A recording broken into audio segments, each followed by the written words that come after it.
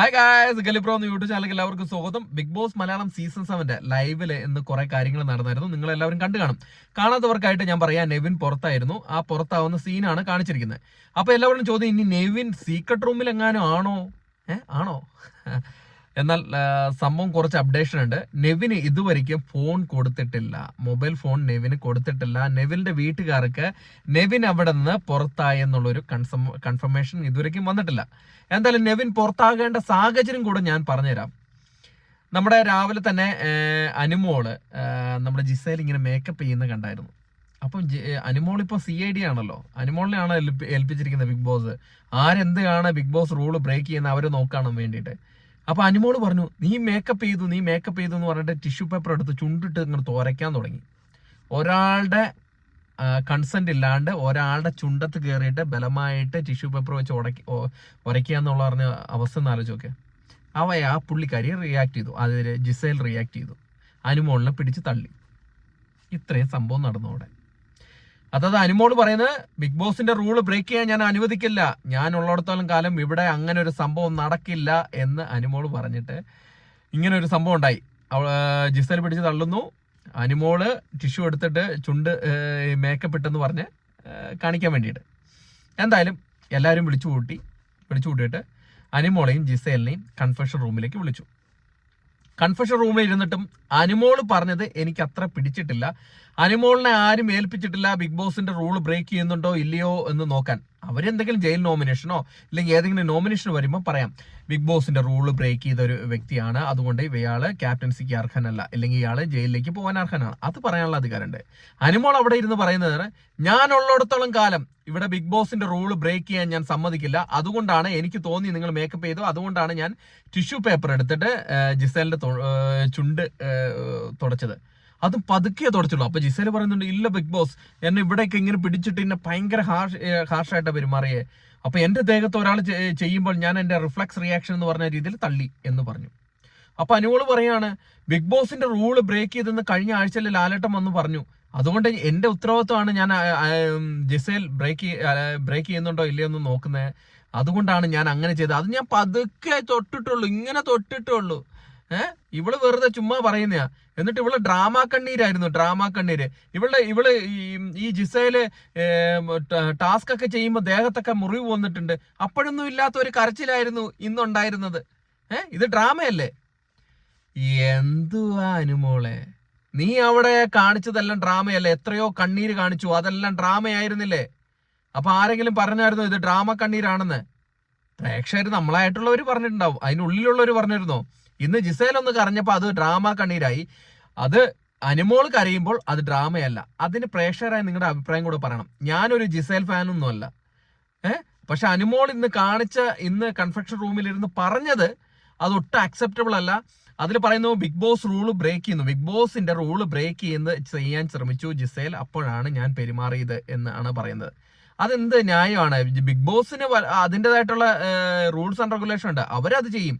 അതിനകത്തുള്ള കണ്ടസ്റ്റന്റ് അല്ല അതിലാരും rule break ചെയ്യുന്നെന്ന് നോക്കിയിട്ട് അതിനെ പോയി തടയേണ്ട പണി അവരുടെ അല്ല. അവർക്ക് നോമിനേഷനിലോ എന്തെങ്കിലും കാര്യത്തിന് ഇതെടുത്തിടാം, അല്ലാണ്ട് അവരെ പിടിച്ച് തടയാനോ പിടിക്കാനോ ഒന്നും പറ്റില്ല. അപ്പം ജിസേൽ പറയുന്നുണ്ട്, എന്റെ കൺസെന്റ് ഇല്ലാണ്ട് എന്റെ ദേഹത്ത് എങ്ങനെ തൊടാൻ പറ്റും? ഇതിനു മുമ്പ് ഒരു തവണ ജിസേലിനെ അനുമോൾ അടിച്ചിട്ടുണ്ട്, അത് വലിയ വിഷയമായിട്ടില്ല. ഇത് രണ്ടാമത്തെ അറ്റംപ്റ്റ് ആണ് ജിസേൽ പറയുന്നുണ്ട്, അതുകൊണ്ട് എന്തെങ്കിലും ആക്ഷൻ എടുക്കണമെന്ന് ജിസേൽ പറയുകയാണ് അവിടെ നിന്ന്. അപ്പം നമ്മുടെ ബിഗ് ബോസ് ഏട്ടൻ പറയാണ്, നോക്കട്ടെ, ഇതിനൊരു പാനലുണ്ട്, നിങ്ങളുടെ വീഡിയോ കണ്ടു, ഇനി ലാലേട്ടന്റെ എപ്പിസോഡ് വരുമ്പോഴാണ് നിങ്ങളുടെ കാര്യങ്ങൾ ചർച്ചയ്ക്ക് എടുക്കുക, ഇല്ലെങ്കിൽ എന്തെങ്കിലും ആക്ഷൻ എടുക്കുക. അതായത് ജിസേൽ പിടിച്ച് തള്ളി, അതൊരു ഫിസിക്കൽ അറ്റാക്കാണ്. അതോടൊപ്പം തന്നെ അനുമോള് ബലപ്രയോഗം നടത്തി പുള്ളിയുടെ ചുണ്ടും ഒക്കെ വരച്ചു, അതും ഒരു ഫിസിക്കൽ അറ്റാക്കാണ്. അതവിടെ നിൽക്കട്ടെ.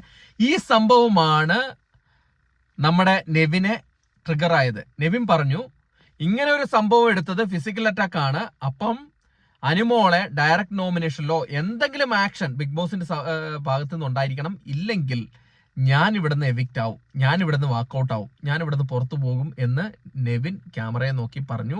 അതോടൊപ്പം എല്ലാവരും വിളിച്ചു കൂട്ടുന്ന സദസ്സിലും നെവിൻ ഈ കാര്യം പറഞ്ഞു. അപ്പൊ നൂറയും ആദിലയും ഇത് കേൾക്കുന്നുണ്ട്. നൂറയാണ് ഏറ്റവും കൂടുതൽ. നൂറ കേൾക്കുന്നുണ്ട്. നീ പറഞ്ഞതിൽ നീ ഉറച്ചിരിക്കുന്നുണ്ടോ? നീ മറിച്ചാണ് ആക്ഷൻ എടുക്കുന്നെങ്കിൽ നീ പുറത്ത് പോവോ എന്ന് അനുമോളും ജിസേലും കൺഫെഷൻ റൂമിൽ പോകുന്ന സമയത്ത് അവിടെ ഇരുന്ന് പറയുന്നുണ്ട്. അപ്പം നമ്മുടെ നെവിൻ പറയുന്നുണ്ട് ഞാൻ പോവും. ശരിക്കും പറഞ്ഞാൽ ഇത് അമളി പറ്റിയതാണ് നെവിന്. നെവിൻ പറഞ്ഞും പോയി, ഞാൻ പോവൂന്ന് പറഞ്ഞും പോയി.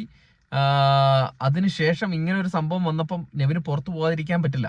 പക്ഷെ നെവിൻ പറഞ്ഞ കറക്റ്റാണ്, ഒരു ആക്ഷൻ എടുക്കണം, ഇല്ലെങ്കിൽ ഞാൻ പുറത്തു പോകുന്നു. അപ്പോഴേക്കും ബിഗ് ബോസ് അനൗൺസ് ചെയ്തു, ഹലോ നെവിനെ, ഒരു സംഭവം നീ ക്യാമറയുടെ മുമ്പിൽ പറഞ്ഞിട്ടുണ്ടല്ലോ, അതിൽ നീ ആ തീരുമാനത്തിൽ ഉറച്ചു നിൽക്കുന്നുണ്ടോ എന്ന് ചോദിക്കുകയാണ്.